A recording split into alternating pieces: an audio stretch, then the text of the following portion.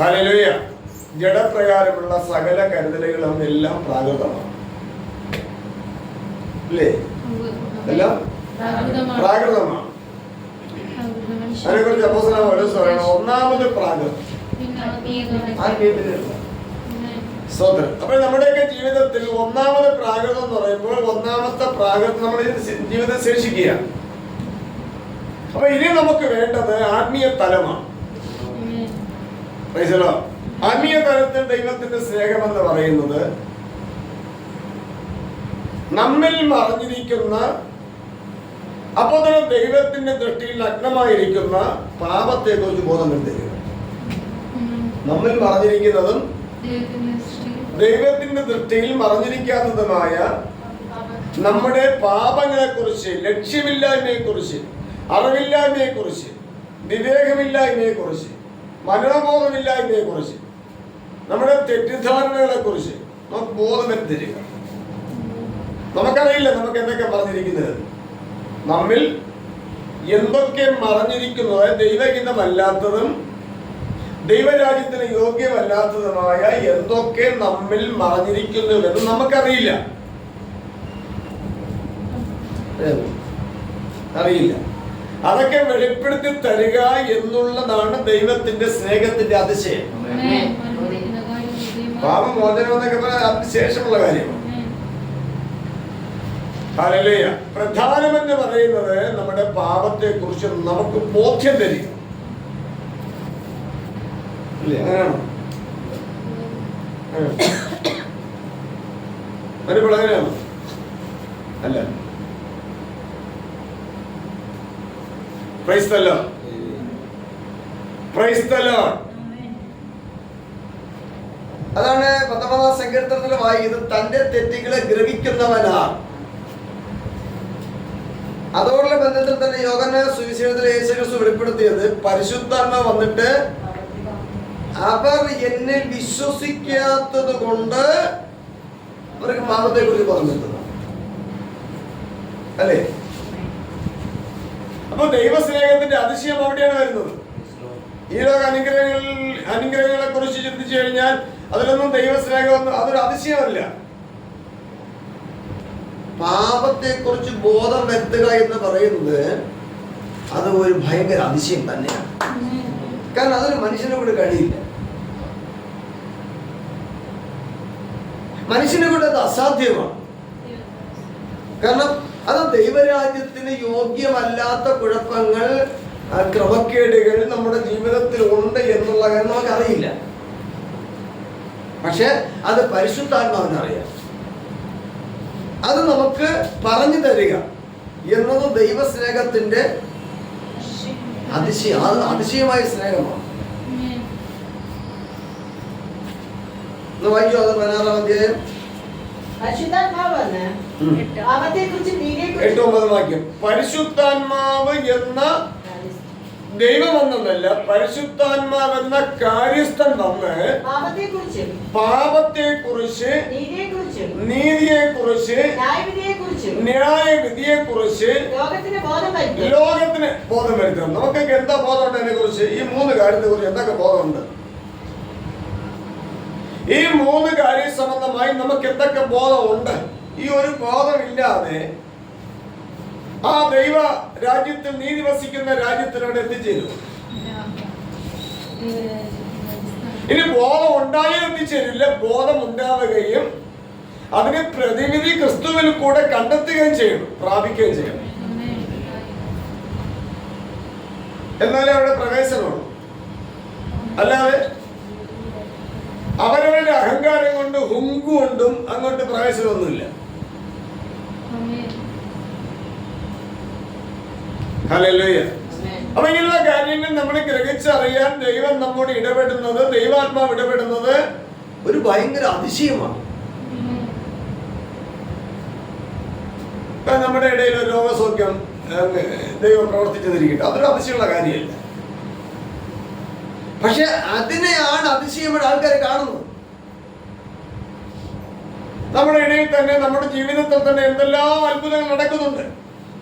അക്ഷരാർത്ഥത്തിൽ, പ്രാകൃതാർത്ഥത്തിൽ പക്ഷെ അതിലും നമ്മൾ നോട്ടം വയ്ക്കാത്തത് കൊണ്ട്, ദൃഷ്ടി വയ്ക്കാത്തത് കൊണ്ട് അതൊരു അതിശയമായി നമുക്ക് തോന്നുന്നില്ല. എന്നാൽ അതിനൊക്കെ മുൻസ്ഥാനം കൊടുത്ത് അതിനൊരു ഇളക്കപ്പെരുക്കമാക്കി, അതൊരു അഭിനയ രീതിയാക്കി, അതൊരു കലയാക്കി, ആ ഒരു ശുശ്രൂഷ തലത്തെ വളർത്തിയെടുത്താൽ കാണാനും കേൾക്കാനും ആൾക്കാർ ഓടിക്കൂടും.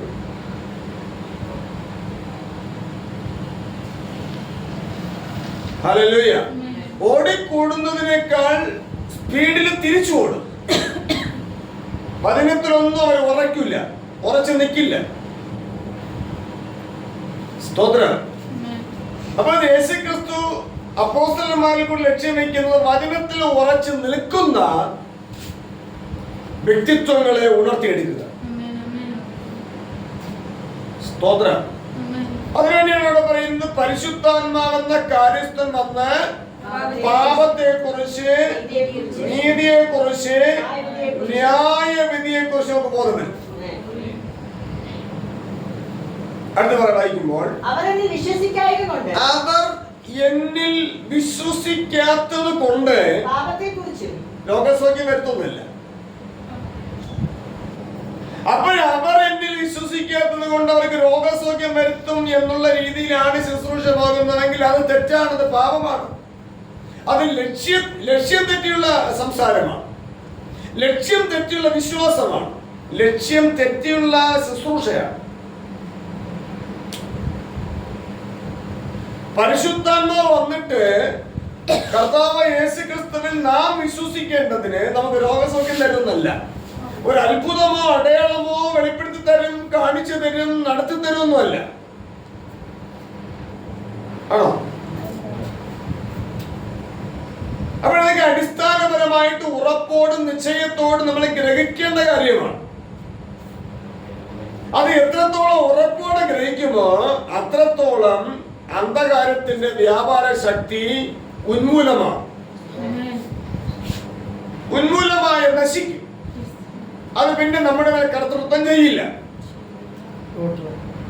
പിന്നെ അന്ധകാരത്തിന്റെ വ്യാപാര ശക്തി ആരുടെയെങ്കിലും മേൽ കർത്തൃത്വം ചെയ്യുന്നു എങ്കിൽ അവരിൽ നിന്ന് നമ്മൾ അകന്നു നിൽക്കുക. അവരിൽ നിന്ന് നാം അകന്നു നിൽക്കുക. ഇല്ലെങ്കിൽ അതും ദൈവരാജ്യത്തിന് തടസ്സമാണ്. നമ്മുടെ ദൈവരാജ്യ പ്രവേശനത്തിന് അതൊരു തടസ്സമാണ്. അതുകൊണ്ടാണ് യേശുക്രിസ്തു പറഞ്ഞത്, വിശുദ്ധ ലൂക്കോസ് സുവിശേഷം 11:52 വാക്യം വായിക്കുമ്പോൾ, ന്യായശാസ്ത്രിമാരായ നിങ്ങൾക്ക് അയ്യോ കഷ്ടം. ന്യായശാസ്ത്രിമാരെ നിങ്ങൾക്ക് അയ്യോ കഷ്ടം എന്ന് പറഞ്ഞാൽ, ന്യായശാസ്ത്രി എന്ന് പറയുമ്പോൾ യോഗ്യമായ വാക്കാണ്, അപമാനകരമായ വാക്കല്ല. അത് ഡിഗ്രിയുള്ള വാക്കാണ്, ഗ്രേഡുള്ള വാക്കാണ്. ന്യായശാസ്ത്രിമാർ എന്ന് പറയുന്നു എന്ന് പറഞ്ഞാൽ ന്യായത്തിൽ ശാസ്ത്രം പഠിച്ചവരാണ്, ന്യായമായ ശാസ്ത്രം പഠിച്ചവരാണ്, ന്യായപ്രമാണ സംബന്ധമായ ശാസ്ത്രം പഠിച്ചവരാണ്. അത് ഗ്രേഡിന്റെ ഡിഗ്രിയെ പറയുക. ന്യായശാസ്ത്രിമാരായ നിങ്ങൾക്ക് അയ്യോ കഷ്ടം എന്നവരുടെ പ്രശ്നം. അത് ഇത്ര വേദനിപ്പിക്കുന്ന വാക്കാണ് അല്ലേ? അപ്പൊ നമ്മുടെ ഒരാൾ വന്നവരുടെ കയ്യോ കഷ്ടം എന്ന് പറഞ്ഞാൽ വേദനിപ്പിക്കുന്ന വാക്കല്ലേ? അപ്പൊ യേശുക്രിസ്തു പറഞ്ഞ ലാവണ്യ വാക്കാണോ? വേദനിപ്പിക്കുന്ന വാക്ക് തന്നെയാണ്. സ്തോത്രം. നിങ്ങൾ എന്നെ അന്വേഷിക്കുന്നത് നിങ്ങൾ അപ്പം എത്തുന്ന തൃപ്തരായത് കൊണ്ടാണ്. ഇന്നും തിന്നാൻ വന്നിരിക്കണം. അത് സാന്ത്വന വാക്കാണോ? ലാവണ്യ വാക്കാണോ? നമ്മളൊരു വീട്ടിൽ പോവുകയാണ്, ഇന്നലെ പോയി കിട്ടി, ഇന്നും പോവുകയാണ്. അവർ ഇങ്ങനെ ഒരു വാക്ക് പറഞ്ഞു തരികട്ടെ, ഇന്നും തിന്നാൻ വന്നിരിക്കണം. ഇങ്ങനെ ഇരിക്കും.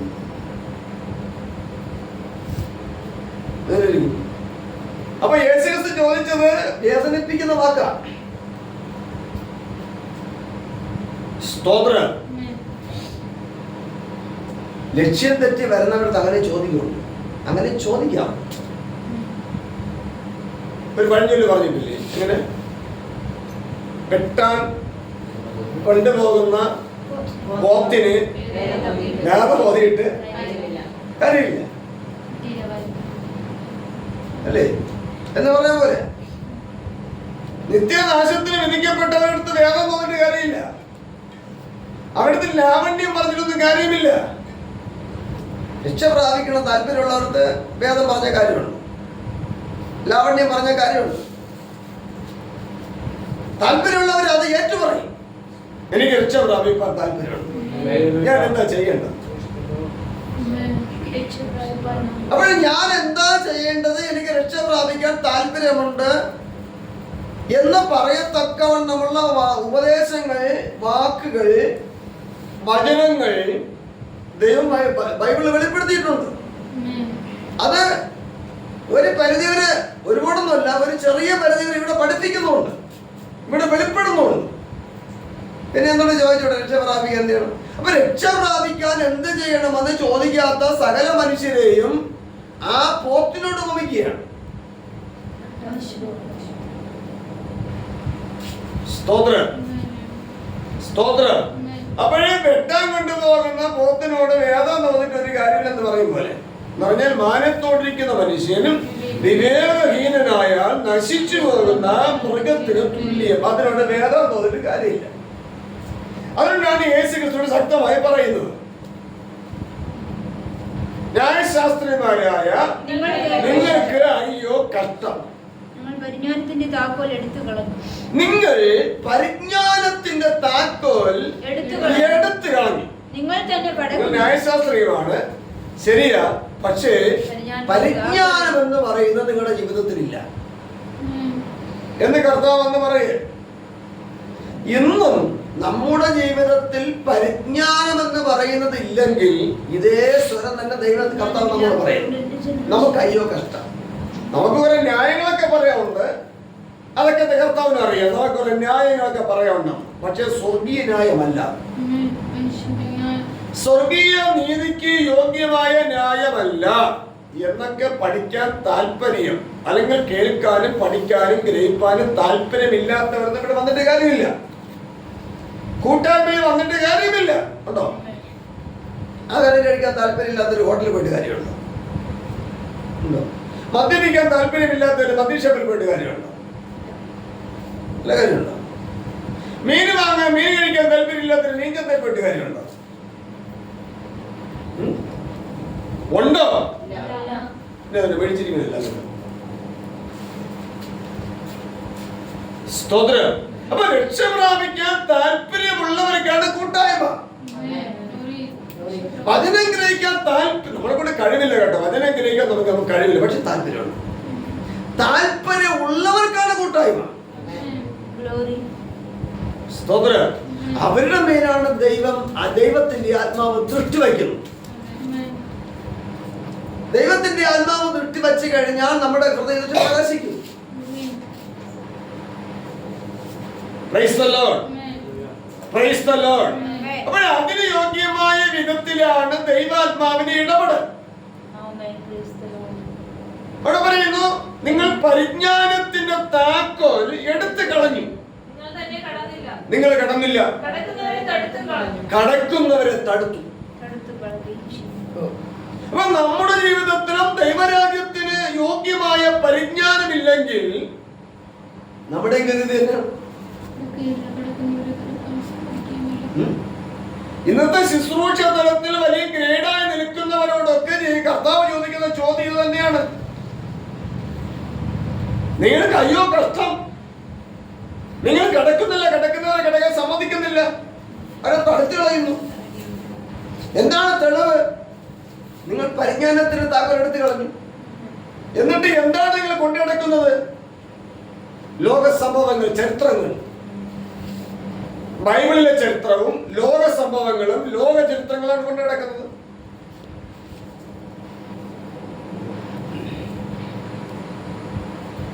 സ്തോത്രം. യേശുക്രിസ്തുവിനെ വാനോളം ഉയർത്തി നിങ്ങൾ പ്രസംഗിക്കും, പക്ഷെ പാപത്തെക്കുറിച്ചുള്ള പരിജ്ഞാനം പ്രസംഗിക്കുന്നില്ല. പാപത്തെക്കുറിച്ചുള്ള പരിജ്ഞാനം പ്രസംഗിച്ചില്ല എങ്കിൽ, അത് പ്രസംഗിക്കേണ്ട ആത്മ നിയോഗം ജീവിതത്തിൽ പ്രാപിച്ചെടുത്തില്ലെങ്കിൽ യേശുക്രിസ്തുവിനെ എങ്ങനെ ഉയർത്താൻ പറ്റും? വാക്കുകൊണ്ട് ഉയർത്താം, അതുകൊണ്ട് എന്താ ഗുണം? ഉദാഹരണം പറഞ്ഞ ഒരാൾ എൻ്റെ അടുത്ത് വന്ന് ഇങ്ങനെ വാഴ്ത്തി പുകഴ്ത്തി എന്നെ കുറിച്ച് പറയാം. പക്ഷേ ഞാൻ പറയുന്ന ഒരു കാര്യം അനുസരിക്കില്ല. അതിനർത്ഥം എന്നെ പുകഴ്ത്തുന്നതാണോ? അതുപോലെ യേശുക്രിസ്തുവിന്റെ സ്റ്റേജുകളിൽ നിന്ന് ഇങ്ങനെ വാഴ്ത്തി പുകഴ്ത്തി ഇങ്ങനെ വെടിവെച്ചതുപോലെ പൊക്കി വിടും. പക്ഷെ യേശുക്രിസ്തു പറയുന്ന കാര്യങ്ങളൊന്നും ഇവിടെ പ്രസംഗിക്കില്ല. യേശുക്രിസ്തു പറയുന്ന കാര്യമൊന്നും ഇവിടെ പഠിപ്പിക്കില്ല. അതിനർത്ഥം യേശുക്രിസ്തുവിനെ പുകഴ്ത്തുകയാണോ? അപ്പോഴത് യേശുക്രിസ്തുവിനെ പുകഴ്ത്തുകയല്ല, യേശുക്രിസ്തുവിനെ ഒറ്റിക്കൊടുക്കുക, യേശുക്രിസ്തുവിനെ വിലക്ക് വിൽക്കുക. യേശുക്രിസ്തുവിനെ യൂതൻ 30 വെള്ളിക്കാശിന് കാണിച്ചു കൊടുത്തതുപോലെ അല്ലേ, യേശുക്രിസ്തുവിനെ ഇങ്ങനെ കാണിച്ചു കൊടുത്ത് പറഞ്ഞു കൊടുത്ത് കാണിക്കാതിരിക്കുക.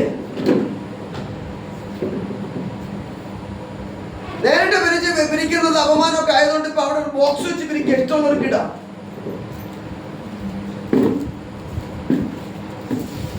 സ്തോത്രം.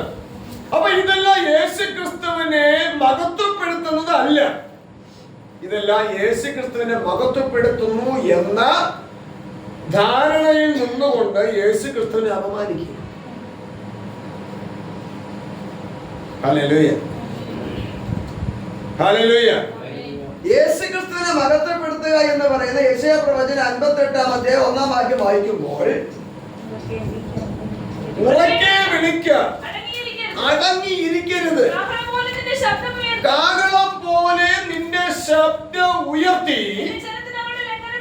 എന്റെ ജനത്തിന്, എന്റെ മക്കൾക്ക് നല്ല കേട്ടോ, എന്റെ ജനത്തിന്. അത് ഇന്നും ഞാൻ ദൈവത്തിന്റെ ജനമെന്നേ പറയാൻ പറ്റും, ദൈവത്തിന്റെ മക്കളെന്ന് പറയാറായിട്ടില്ല. കർത്താവിനെ കൈക്കൊണ്ട് കർത്താവിൻ നാമത്തിൽ വിശ്വസിക്കുന്നവർക്ക് ദൈവമക്കളാകാൻ അധികാരം കൊടുത്തു. അധികാരം ദുർവിനിയോഗം ചെയ്താലോ മക്കളാവും. ഇനി കർത്താവിനെ കൈക്കൊണ്ട് കർത്താവിന്റെ നാമത്തിൽ വിശ്വസിക്കുന്നവർക്കാണ് ദൈവമക്കളാകാൻ അധികാരം കൊടുത്തത്, അല്ല തോന്നുമ്പോൾ നടക്കുന്നവർക്ക്. ഈ ലോക യുഗത്തിനൊത്തവണ്ണം നടക്കുന്നവർക്കല്ല അധികാരം കൊടുത്ത ദൈവമക്കളാകുവാൻ, ആണോ? ഈ ലോക പ്രാപ്തിക്കൊത്തോണം പ്രാർത്ഥിച്ചും പ്രവചിച്ചും പ്രസംഗിച്ചും നടക്കുന്നവർക്കല്ല ദൈവമക്കളാകുവാൻ അധികാരം കൊടുത്തത്.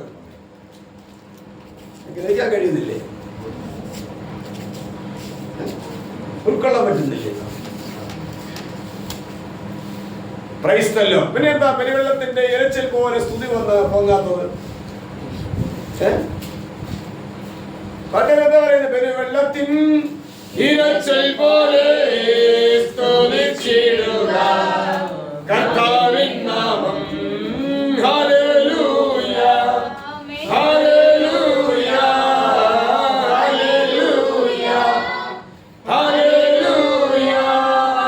മഹത്വവും ജ്ഞാനവും സ്തോത്രവും ബഹുമാനം ശക്തിയും ബലവും ക്രിസ്തുവിനെ. മഹത്വവും ജ്ഞാനവും സ്തോത്രവും ബഹുമാനം ശക്തിയും ബലവും ക്രിസ്തുവിനെ. ഞാൻ യഹോവയ്ക്കായി കാത്തുകാത്തല്ലോ, നാഥനിങ്കലേക്കു ചാഞ്ഞു വന്നല്ലോ. ഞാൻ യഹോവയ്ക്കായി കാത്തുകാത്തല്ലോ, നാഥനിങ്കലേക്കു ചാഞ്ഞു വന്നല്ലോ. നാശകരമായ കുഴിയിൽ നിന്നും കുഴഞ്ഞ ചേറ്റിൽ നിന്നും കയറ്റിയോ. നാശകരമായ കുഴിയിൽ നിന്നും കുഴഞ്ഞ ചേറ്റിൽ നിന്നും കയറ്റി. Hallelujah, hallelujah, hallelujah, hallelujah. മഹത്വവും ജ്ഞാനവും സ്തോത്രവും ബഹുമാനം ശക്തിയും ബലവും ക്രിസ്തുവിനെ. മഹത്വവും ജ്ഞാനവും സ്തോത്രവും ബഹുമാനം ശക്തിയും ബലവും ക്രിസ്തുവിനെ. എന്ന് തോന്നി പാടിയപ്പോൾ? അല്ല, പാടിയപ്പോൾ എന്ന് തോന്നി?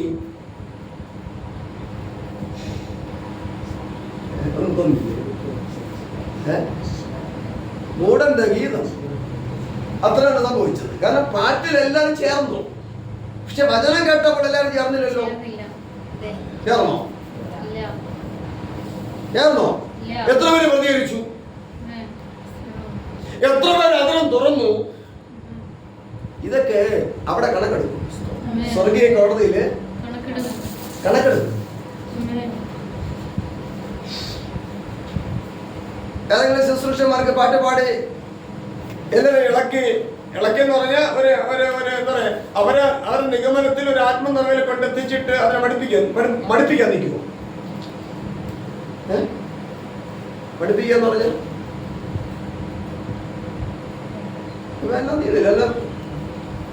പാടിയപ്പോ എന്തൊരു ഐക്യമായിരുന്നു. ഇപ്പൊ ചോദിച്ചപ്പോ മറുപടിയില്ല. പാടിയപ്പോ എല്ലാവർക്കും ഭയങ്കര പാട്ടായിരുന്നു. എന്താ ഈ പാട്ടിന്റെ അർത്ഥം? അല്ല, ഇങ്ങനെ പാട്ട് പാടിയാൽ പോകുന്നിരിക്കുന്നത്.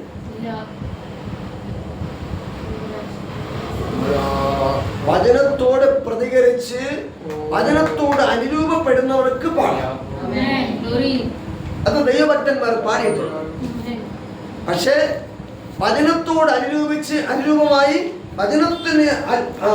വചനത്തോട് ഏകീഭവിച്ച് പ്രതികരിക്കേണ്ട വിധത്തിൽ പ്രതികരിച്ച് വചനത്തോട് കൂറില്ലാത്തവരെ പാടുന്നത് മൂഢനഗീതം.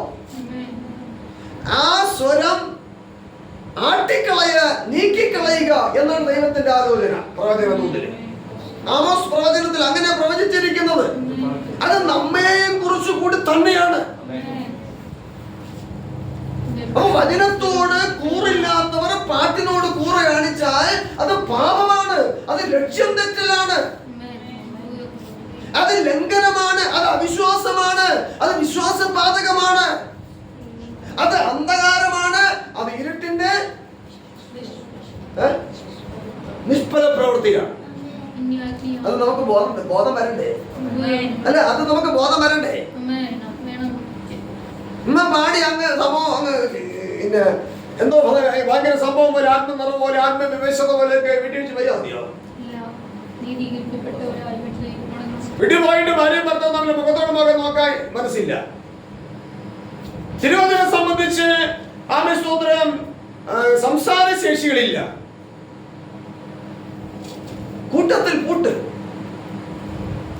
ഇതൊക്കെ മൂഢന്മാരായ നമുക്കറിയില്ലെങ്കിലും ബോധമുള്ള ദൈവം അറിയുന്നു. ആ ബോധം നമ്മിലേക്ക് വരണം. അതാണ് ദൈവം ആഗ്രഹിക്കുന്നത്. അതിനോട് പ്രതികരിക്കണം.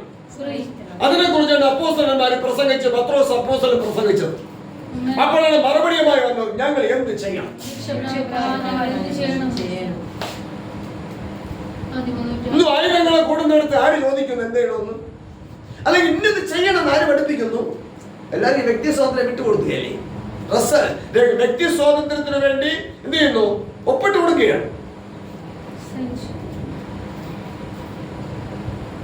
സ്തോത്രം. ഇതൊന്നും ദൈവരാജ്യത്തിലേക്ക് പ്രവേശിക്കേണ്ട സ്വാതന്ത്ര്യമല്ല. കാരണം യേശയ്യാ പ്രവാചകൻ പ്രവചിച്ചിരിക്കുന്നത് ഉറക്കെ വിളിക്കാം, അടങ്ങിയിരിക്കരുത്, കാഹളം പോലെ നിന്റെ ശബ്ദമുയർത്തി. എന്റെ ജനത്തിന് പ്രവാചകൻ അങ്ങനെ പ്രവചിച്ചാൽ, പാപത്തെ കുറിച്ചുള്ള പരിജ്ഞാനത്തെ പ്രവചിച്ചാൽ, അവനെ അടക്കിയിരുത്താൻ വേണ്ടി എന്തെല്ലാം തന്ത്രങ്ങളെന്നറിയോ ഉപയോഗിക്കുന്നത്? പണിയായി, ദുഷിയായി, നിന്ദയായി, ഇല്ലാത്ത കാര്യങ്ങൾ പറഞ്ഞുണ്ടാക്കലായി. എന്തിനാ? അടക്കിയിരുത്താൻ വേണ്ടിയാ.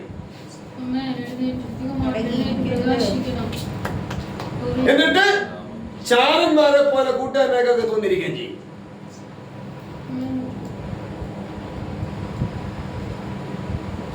സ്തോത്രം. അപ്പൊ ഇതെല്ലാം നമ്മുടെ ജീവിതത്തിൽ എത്രത്തോളം ഉണ്ട് എന്നുള്ളത് നാം മനസ്സിലാക്കിയിരിക്കണം. എന്നാലും മാനസാന്തരം വരുള്ളൂ. ഇല്ലെങ്കിൽ നാം എല്ലാം യാത്ര ചെയ്യുന്ന സോദോം ഗോമോറയിലേക്ക്, നിലവിലേക്കല്ല.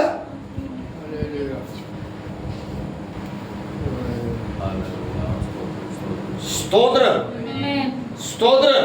അപ്പോൾ ഒരു ശുശ്രൂഷകന്റെ നിറപടിയായ ശുശ്രൂഷ എന്ന് പറയുന്നത് ഉറക്കെ വിളിക്ക, അടങ്ങിയിരിക്കരുത്, കാഹളം പോലെ നിന്റെ ശബ്ദത്തെ ഉയർത്തി എന്റെ ജനത്തിന് അവരുടെ ലംഘനത്തെയും യാക്കോബ് ഗൃഹത്തിന് അവരുടെ പാപങ്ങളെ അറിയിക്കാം. അവൻ നമ്മൾ യാക്കോബ് ഗ്രഹമൊന്നുമല്ല, നമ്മൾ ജാതികളാണ്. ജാതികളാകുന്ന നാം സേവിക്കുന്ന ആരുടെ ദൈവത്തെയാണ്? യാക്കോബ് എന്ന മനുഷ്യന്റെ ദൈവത്തെയാണ്. എങ്കിൽ നാം യാക്കോബിന്റെ പിൻഗാമികളാണ്. എങ്കിൽ നാം യാക്കോബ് ഗ്രഹക്കാരാണ്.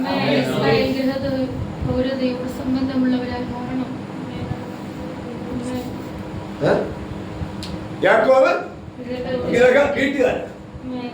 അദ്ദേഹത്തിന്റെ പിതാവിന്റെ പിൻതലമുറയായത് എങ്ങനെയാണ്? യേശു ക്രിസ്തു മുഖാന്തരം പിൻതലമുറയിലേക്ക് നമ്മൾ ചേർക്കുകയാണ്, പണിയുകയാണ്.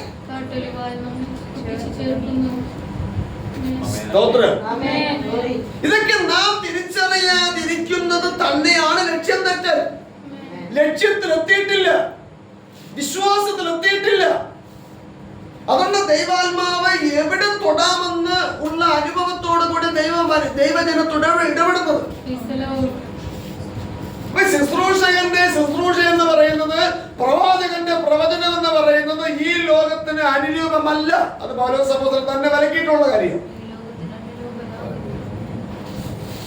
അപ്പോൾ അവിടെ പറയുന്നത് ഉറക്കെ വിളിക്കാൻ അടങ്ങിയിരിക്കരുത്, കാഹളം പോലെ നിന്റെ ശബ്ദം ഉയർത്തി.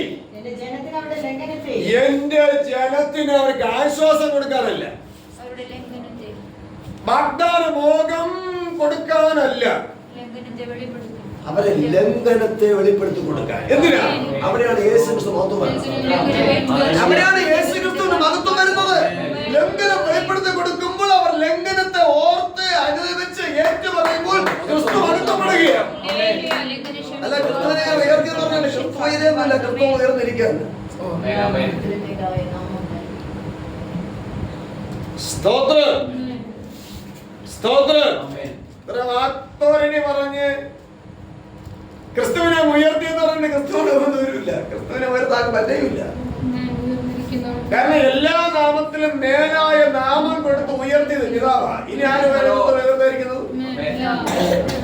ക്രിസ്തു ഇരിക്കുന്ന ഉയരത്തിലുള്ള ചിന്തിച്ച് നാം അങ്ങോട്ട് യാത്ര ചെയ്യുക, അല്ല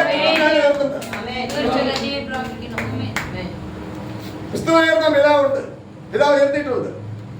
പാദത്തോടെ ഇറക്കുകയും ചെയ്ത് അവിടുന്ന് കയറ്റുകയും ചെയ്തു, അവിടുന്ന് മഹത്വത്തിലേക്ക് ഉയർത്തുകയും ചെയ്തു. എല്ലാ നാമത്തിലും മേലായ നാമത്തിൽ.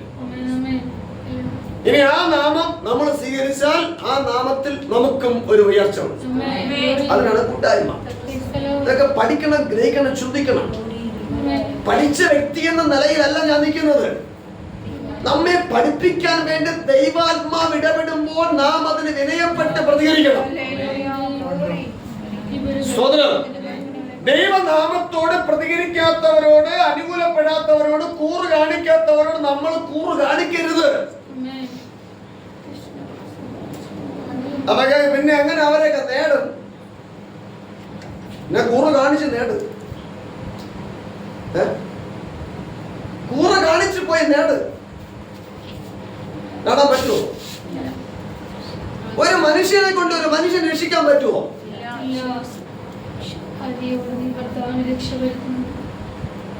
അവരോട് കൂറ് കാണിക്കാനല്ല ദൈവം പഠിപ്പിച്ചത്. അവരുടെ കൃപ കാണിക്കാൻ, കനവ് കാണിക്കാനല്ല പഠിപ്പിച്ചത്. ആണോ?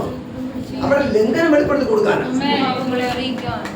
അവരെ ലംഘനം വെളിപ്പെടുത്തി കൊടുക്കുക, അവരുടെ പാപത്തിന് ബോധം വരുത്തി കൊടുക്കുക, അതിനുള്ള പരിശുദ്ധാത്മ നമ്മിൽ പ്രവർത്തിക്കുക, നാമിൽ ഇടം കൊടുക്കുക, നമ്മളത് ചെയ്യുക. അതാണ് അവരോടുള്ള കൂറ്, അതാണ് അവരോടുള്ള സ്നേഹം.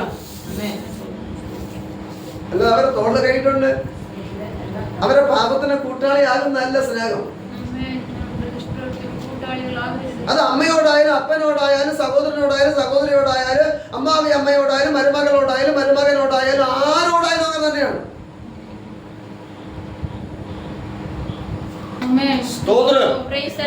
ഈ മനുഷ്യനെ ചതിക്കുന്ന ലാവണ്യം ഉണ്ടല്ലോ, അതൊക്കെ ദൈവത്തിന് അറിയാം. ഇതൊക്കെ ചതിയാണോ?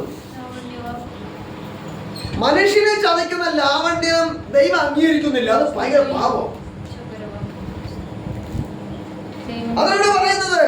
സോദരൻ, അപ്പൊ എഫെസ്യരിൽ പറയുന്നതും ചിലരെ പ്രവാചകന്മാരായി എഴുന്നേൽപ്പിച്ചെന്നാ.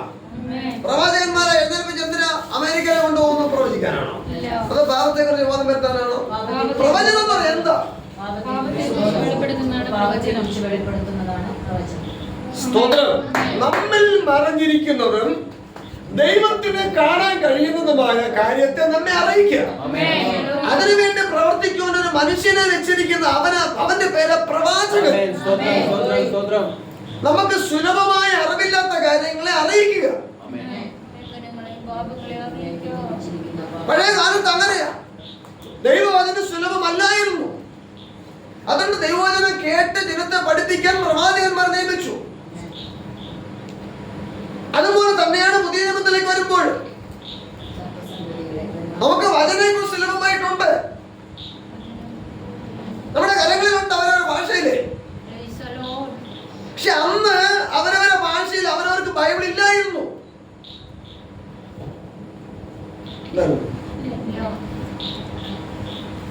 സ്തോത്രം. അന്ന് തോലിൽ എഴുതപ്പെട്ട ലിപികളെ ഉണ്ടായിരുന്നുള്ളൂ.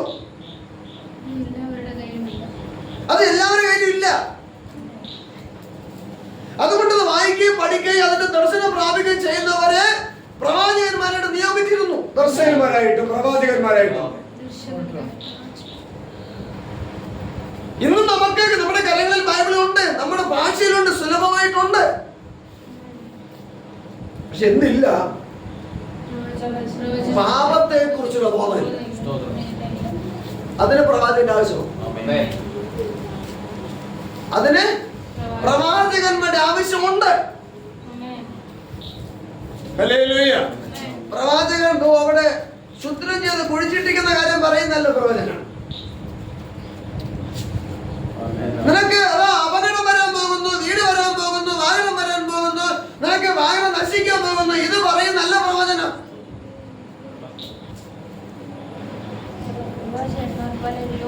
പ്രവചനം നമ്മിൽ മറഞ്ഞിരിക്കുന്ന പാപത്തെ കുറിച്ച് നമ്മെ അറിയിക്കുക.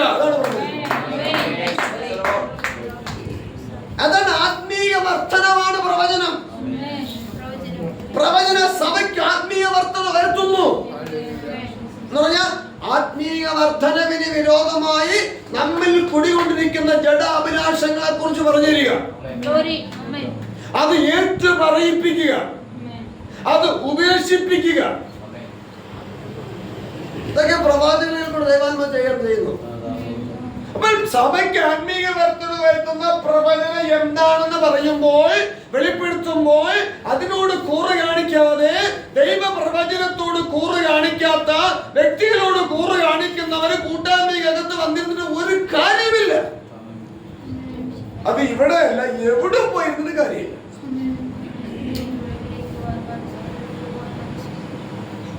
സ്തോത്രം. യുദ്ധകളത്തിനൊപ്പത്തിനൊപ്പം യുദ്ധം ചെയ്യാൻ മനസ്സിലാത്ത യുദ്ധങ്ങൾ നടന്നൊരു കാര്യമുണ്ടോ? ഇന്ത്യ സൈന്യത്തെ കുറിച്ച് പറഞ്ഞാലും പാകിസ്ഥാൻ സൈന്യത്തെ കുറിച്ച് പറഞ്ഞാലും ഒന്ന് തന്നെയാണ്.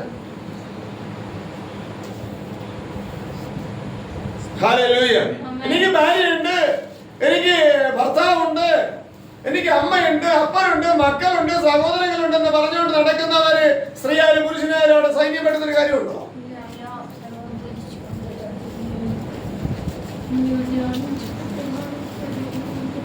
സ്തോത്രം.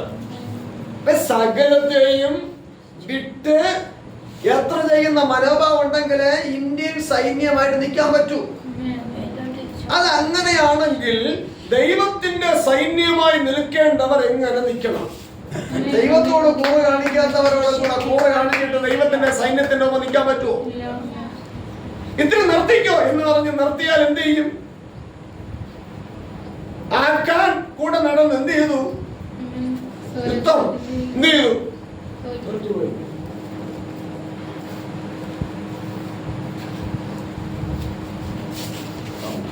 സ്തോത്രം.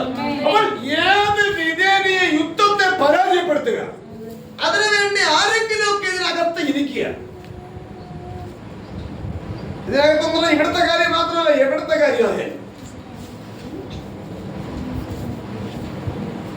സ്തോത്രം. വെളിപ്പെടുന്ന ദൈവവചനത്തോട് കൂറ് കാണിച്ച് പാപത്തിന് പരിഹാരം പ്രാപിക്കത്തക്കവണ്ണം, പാപബോധം പ്രാപിക്കത്തക്കവണ്ണം പരിശുദ്ധാത്മാവിനെ അംഗീകരിക്കണം. അല്ലാത്തവരുടെ ഇരുന്നൊരു കാര്യമില്ല. ഇവിടെ അല്ല, എവിടെ ഇരുന്നൊരു കാര്യമില്ല. ഉണ്ടോ?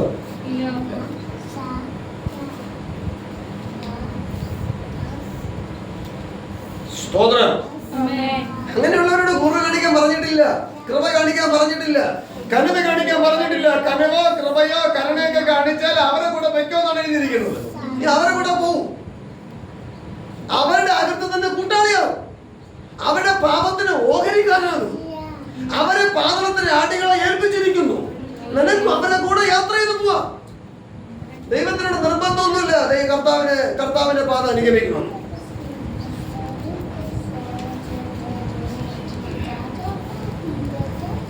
സ്തോത്രം. അപ്പൊ ഏത് ഇതിന് ഏത് വാക്കും ഏത് പദപ്രയോഗം ഉപയോഗിച്ച് അവൻ സ്തോത്ര പ്രവാചകനെ അടിച്ചമർത്തുക, അപമാനിക്കുക. ദൈവമാർക്കും കടക്കാരനല്ല. അപമാനിക്കുന്നവർക്ക് അപമാനം തന്നെ ദൈവം കൊടുക്കും, ബഹുമാനിക്കുന്നവർക്ക് ബഹുമാനം തന്നെ ദൈവം കൊടുക്കും. അത് എന്നെ കണ്ടുകൂടാത്ത അവിടെ ബഹുമാനിക്കുന്നു, എന്നെ കണ്ടുകൂടാ അവരെ ബഹുമാനിക്കുന്നു, ഇവരെ ബഹുമാനിക്കുന്നു, അവരെ ആദരിക്കുന്നു, ഇവരെ ആദരിക്കുന്നു പറഞ്ഞിട്ട് കാര്യമില്ല. ദൈവത്തിന് ഒരു മനുഷ്യനെ ആദരിക്കാൻ തോന്നിയാൽ ആ മനുഷ്യനെ ആദരിക്കും.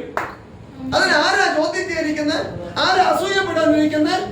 വചനത്തെ നിന്ദിക്കുന്നവരെ ദൈവം ആദരിക്കോ? വചനത്തെ നിന്ദിക്കുന്നവരെ ദൈവം ആദരിക്കോ? സ്ത്രീ ആകട്ടെ, പുരുഷനാകട്ടെ, കുഞ്ഞാകട്ടെ, യൗവനക്കാരനാകട്ടെ, ബാല്യക്കാരനാകട്ടെ, ബാല്യക്കാരായിട്ട് ആരും ആകട്ടെ,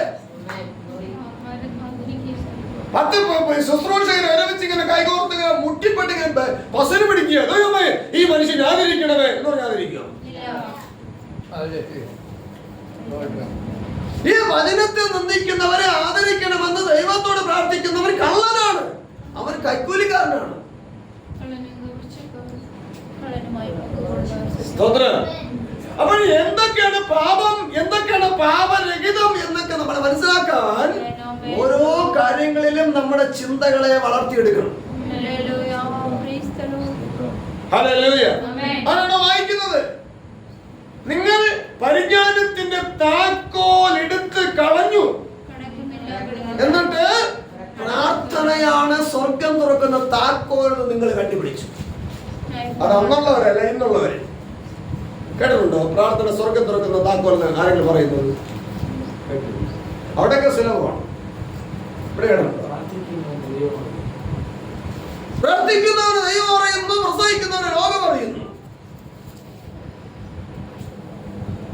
പ്രാർത്ഥിക്കുന്നവരല്ല ദൈവം അറിയുന്നത് കേട്ടോ. അതിനെ ധ്യാനിച്ച് തന്റെ തെറ്റുകൾ ഗ്രഹിക്കുന്നു. പ്രാർത്ഥിക്കുന്ന ദൈവത്തിന് പ്രാർത്ഥന പാപമാണ്. തന്റെ തെറ്റുകൾ ഗ്രഹിക്കാതെ ദൈവത്തിന്റെ ന്യായപ്രമാണം ദുർബലപ്പെടുത്തിക്കൊണ്ട് പ്രാർത്ഥിക്കുന്നത് പാപമാണ്. ആ പാപത്തിന്റെ പരിഹാരം ക്രിസ്തുവിനുണ്ട്. ആർക്ക് വേണം പാപത്തിന്റെ പ്രാർത്ഥന എന്ന പ്രാർത്ഥനയ്ക്ക് പ്രാർത്ഥന പാപമാണ്. അതിന് പരിഹാരം ആർക്ക് വേണം? എന്ന് പറഞ്ഞാൽ ദൈവഹിതമല്ലാത്തത് പ്രാർത്ഥിക്കുന്നത് പാപമാണെന്നാണ്.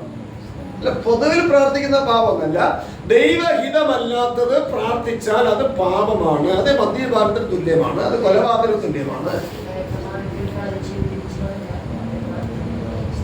ന്യായപ്രമാണം കേൾക്കാതെ ചെവി തിരിച്ചു കളഞ്ഞാൽ അവന്റെ പ്രാർത്ഥന ദൈവം വെറുക്കുന്നു. അപ്പോൾ അവന്റെ പ്രാർത്ഥന വെറുക്കണമെങ്കിൽ അവനെ വെറുക്കുന്നു.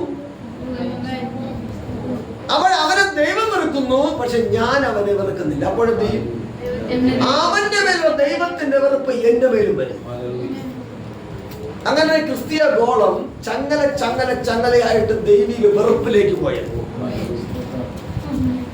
2 ദിനവൃത്താന്തം 19:1-2 വാക്യം വായിക്കുമ്പോൾ യഹൂദ രാജാവായ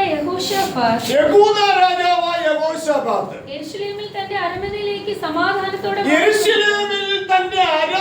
എങ്ങനെ വരുന്നു? സമാധാനത്തോടെ വരികയാണ്. ഹനാനിയുടെ മകനായ യേഹൂ ദർശകൻ ദർശനം കൊടുക്കുന്ന മറുപടി നോക്കണം. എങ്ങനെ വരുന്ന രാജാവ്? വിഷമിച്ച് വ്യാകുലതയോടൊന്നല്ല വരുന്ന, സമാധാനത്തോടെ വരികയാണ്, സ്വസ്ഥതയോടുകൂടെ വരികയാണ്. വരുമ്പോൾ ഹനാനിയുടെ മകനായ യേഹൂ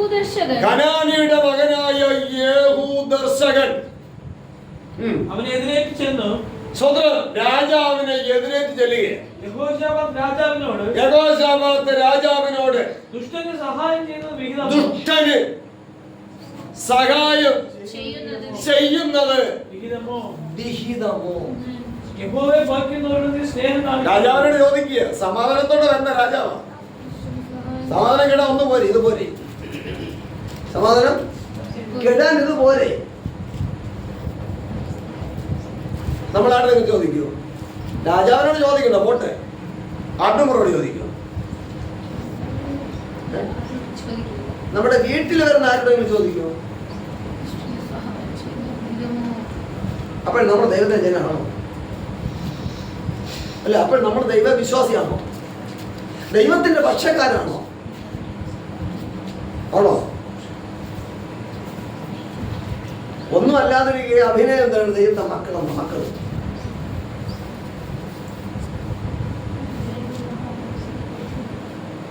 സ്തോത്രം. ഇനി നമ്മളെല്ലാവരും ചോദിച്ചെന്നിരിക്കട്ടെ, കണ്ടു നിൽക്കുന്നവർ എന്ത് ചെയ്യും? ഏത് വിധേനയും ഇനി മേലല്ല അങ്ങനെ ചോദിക്കരുത് എന്നാണ്. അത്രയ്ക്ക് അപമാനിച്ച് തരം താഴ്ത്തിക്കണം. പക്ഷെ തിരിച്ചറിവില്ലാത്തതുകൊണ്ട് നമ്മൾ കീഴ്പ്പെടും. ശരിയാണല്ലോ, അങ്ങനെയൊക്കെ ചോദിക്കാമോ? ദൈവ സ്നേഹമല്ലേ? അല്ല, ഈ ദർശകന്റെ ദൈവം ആരാണ്? ഈ യേഹൂ ദർശകന്റെ ദൈവം ആരാണ്?